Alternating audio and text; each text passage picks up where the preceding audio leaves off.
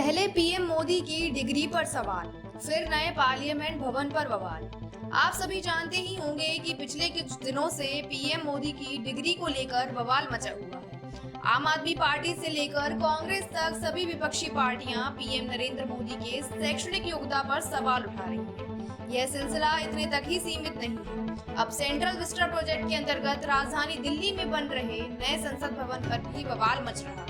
दिल्ली के मुख्यमंत्री और आम आदमी पार्टी के नेता अरविंद केजरीवाल तो पहले ही पीएम मोदी की डिग्री पर सवाल उठा रहे हैं, लेकिन गुरुवार को पीएम मोदी के नए संसद भवन के दौरे के बाद विपक्षी पार्टियों की ओर से लगातार बयान सामने आ रहे हैं। आम आदमी पार्टी के राज्यसभा सांसद संजय सिंह ने ट्वीट करते हुए तंज कसा कि मैं और मेरी तन्हाई अक्सर ये बातें करते हैं, डिक्टेटरशिप होती तो ऐसा ही होता। शिवसेना लीडर संजय राउत ने भी पीएम मोदी की डिग्री के मामले में नए संसद भवन को ले आए हैं। संजय राउत ने सोमवार को रिपोर्टर से बातचीत के दौरान बयान दिया। आइए सुनते हैं शिवसेना नेता संजय राउत को।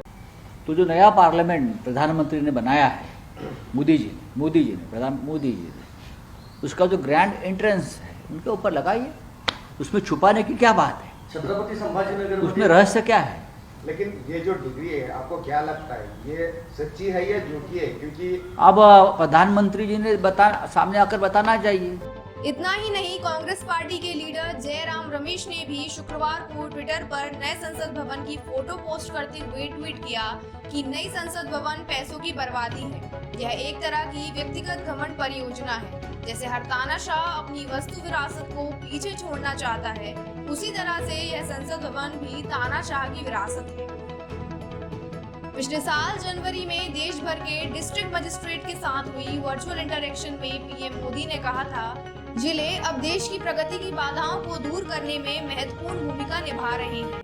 इंडिया एट 100 डिस्ट्रिक्ट हम 25 साल में कहां ले जाएंगे। हिंदुस्तान में मेरा डिस्ट्रिक्ट नंबर 1 बना करके रहूंगा।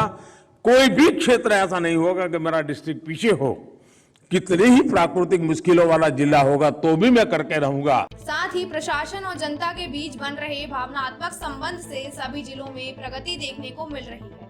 इसकी वजह से हम आकांक्षी जिलों में सामूहिक शक्ति बनते देख रहे हैं। इस वर्चुअल इंटरेक्शन से यही पता लगता है कि अब देश के जिलों में भी उन्नति को बढ़ावा मिल रहा है। चलिए बात करते हैं नए संसद भवन की, जिसके निर्माण पर देश भर में बवाल मचा हुआ।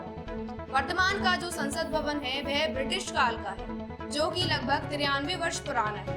यह संसद भवन 1921 से लेकर 1927 के बीच में ब्रिटिश आर्किटेक्ट्स एडविन ल्यूटिन्स और हर्बर्ट बेकर के द्वारा निर्माण किया गया। पुराने संसद भवन में कुल मिलाकर 788 सीटें, जिनमें 245 राज्यसभा और 543 लोकसभा सीटें।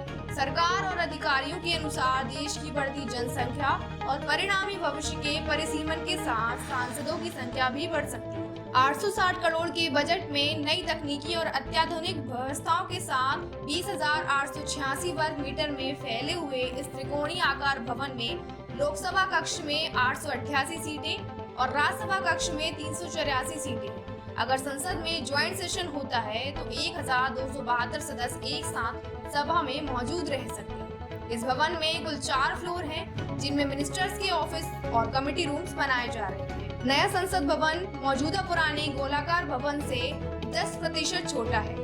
नए संसद भवन का काम अक्टूबर 2022 तक पूरा हो जाना चाहिए था, लेकिन अब इस समय को लगभग 10 महीने बढ़ाकर अगस्त 2023 कर दिया गया है। अब आने वाले समय में यह जानना दिलचस्प होगा कि देश की राजनीति में यह नया संसद भवन क्या मोड़ लेकर आता है।